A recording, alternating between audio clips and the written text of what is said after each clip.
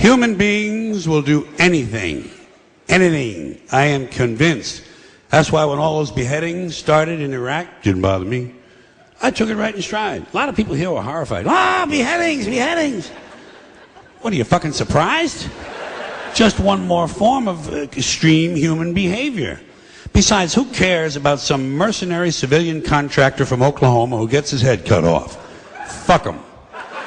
Fuck him. Hey, Jack, you don't want to get your head cut off? Stay the fuck in Oklahoma. Stay the fuck in Oklahoma.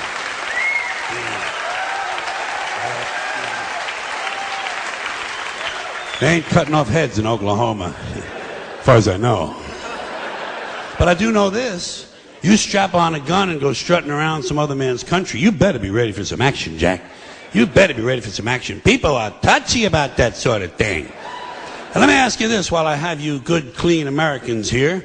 This is a moral question, not rhetorical. I'm looking for the answer. What is the moral difference between cutting off one guy's head, or 2, or 3, or 5, or 10, and dropping a big bomb on a hospital and killing a whole bunch of sick kids? Has anybody in authority given you an explanation of the difference? I have not gotten an email on this. No one will talk to me. I haven't gotten a postcard, not a fucking instant message, nothing.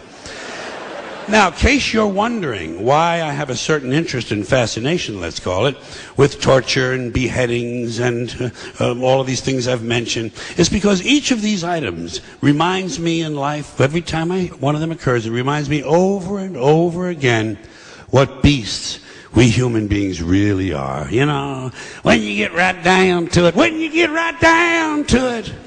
human beings are nothing more than ordinary jungle beasts, savages, no different from the Cro-Magnon people who lived 25,000 years ago in the Pleistocene forest eating grubs off of rotten logs. No different. Our DNA hasn't changed substantially in 100,000 years. We're still operating out of the lower brain, the reptilian brain, fight or flight, kill or be killed.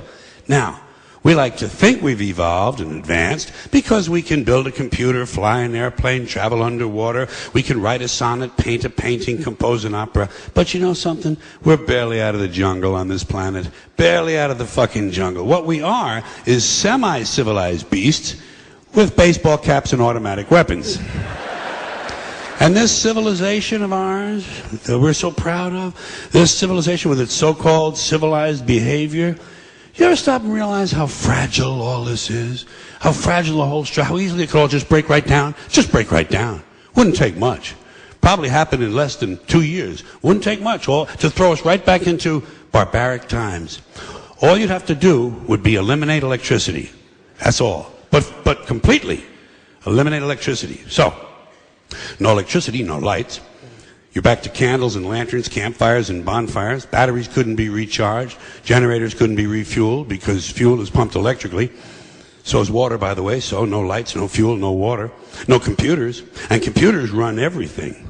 And among the many things computers run and that operate on electricity are all of these security systems in all of our jails and prisons and nut houses. So suddenly, without electricity, all across America, the gates and cell doors of penitentiaries and mental institutions would fly open. And out would come all of our old friends. The ones who've been away at camp.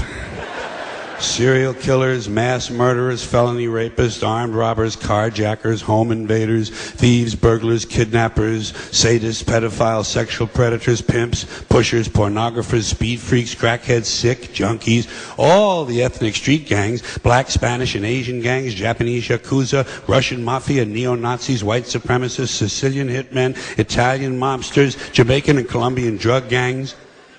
And those are just the ones we caught. Let's not forget their counterparts, still on the outside right now, waiting to hook up with their prison buddies so they can start a new organization, the American Federation of Sociopaths. Just what the country needs, another special interest group. 8 to 10 million of them there'd be, counting all the parolees and all the probationers and the ones who've never been caught. 8 to 10 million bitter, angry, violent, sexually hyperactive alpha males with nothing to do. No hobbies, no medications, no scruples. Just a bunch of bad guys looking for a good time. Maybe dropping by your house. Hi, hope we're not intruding. Got any beer?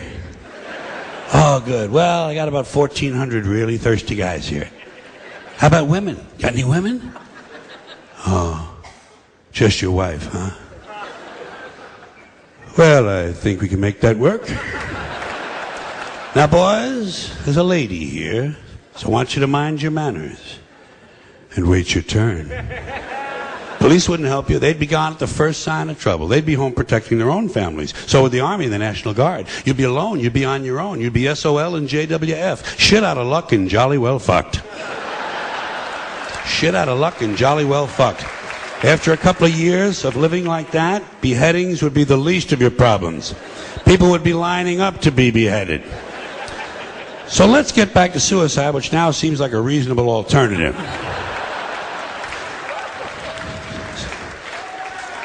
Suicide is an interesting topic to me because it's an inherently interesting decision. To decide voluntarily not to exist anymore. It's profound. You know what it is? It's the ultimate makeover. That's why I think it belongs on television. In this depraved culture we live in, with all these reality shows, suicide and television will be a natural. I'll bet you could have an all-suicide channel on cable TV. I'll bet you. Shit, they got all golf. What the fuck, huh? God damn. Jeez. You ever watch golf? You ever watch golf? It's like watching flies fuck. If you can get a bunch of brainless assholes to sit down and waste a Sunday afternoon on that kind of shit, you know you can get some people to watch some suicides. All day long, 24 hours a day, nothing but suicides. Must die TV. You get a lot of people watching that shit.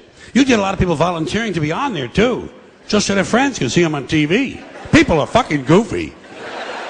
You get a lot of volunteers. You get all of them leftover assholes from Let's Make a Deal. They'd be lined up around the block, pushing each other out of the way, pushing on funny capes and caps and hats and makeup and calling themselves Captain Suicide. Guys would be competing for most unusual method. People would be jumping off of silos, lighting themselves on fire, putting rat poison on a taco, drinking, mopping glow, sticking mothballs up their ass. You'd probably have some weird fuck show up and figure out how to kill himself with dental floss and a Stinger missile. People are fucking goofy. I bet you could find you a married couple. In this country, shit, I bet you could find a married couple in one of them trailer parks or something who'd be perfectly willing to sit in a love seat and blow each other's heads off with shotguns while a love song is playing. People are fucking nuts. This country is full of nitwits and assholes. You ever notice that? Oh my goodness, yes.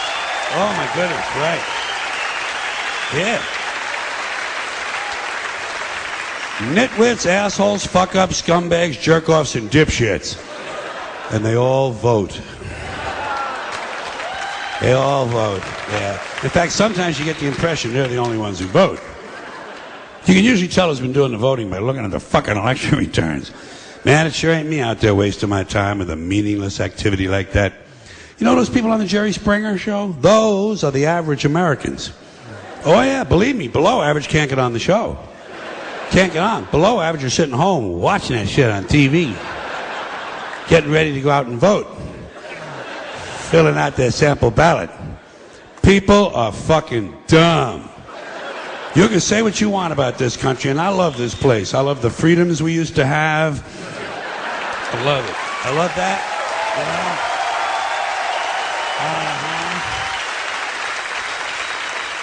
I love it when it didn't take a fucking catastrophe to get us to care for one another. I love the fact that we're on camera all the time from all angles. But you know what? You can say what you want about America. And I say I love this place. I wouldn't have it any other way. Wouldn't live in any other time in history and any other place. But say what you want about America. Land of the free, home of the brave. We got some dumbass motherfuckers floating around this country. Dumbass motherfuckers. You know? Yeah. Now, obviously, that doesn't include this audience. I understand that. You seem intelligent and perceptive, but the rest of them, holy jumping fucking shitballs. Dumber than a second coat of paint.